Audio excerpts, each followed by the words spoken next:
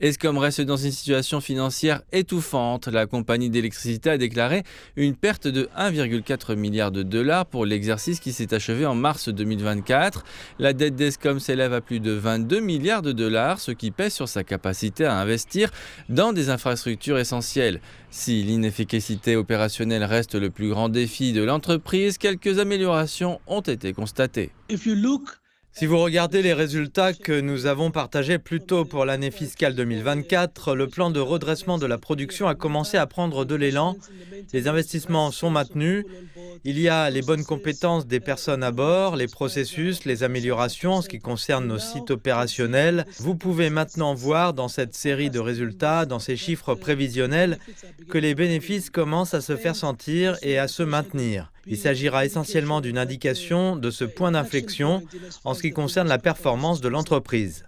En 2023, le gouvernement est intervenu pour aider Eskom avec un financement de la dette de 13 milliards de dollars sur 3 ans. Elle a déjà reçu environ 8 milliards de dollars. La compagnie d'électricité a réussi à éviter les coupures de courant pendant 300 jours. Certains experts estiment que la direction de Dan Morokane remet lentement Eskom sur les rails.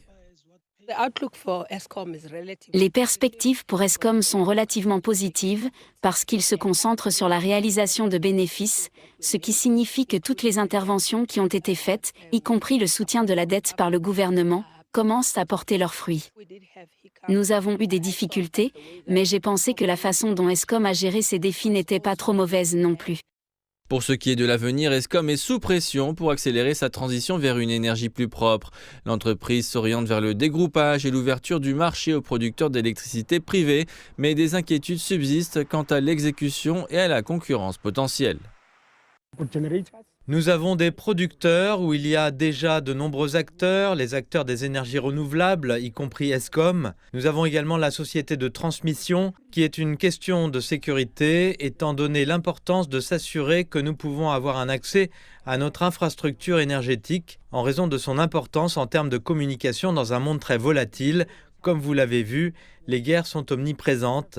Enfin, la troisième partie est la distribution, où il y a de la concurrence. Pour l'instant, Eskom semble aller dans la bonne direction. Toutefois, son redressement complet dépend de sa capacité à se réformer.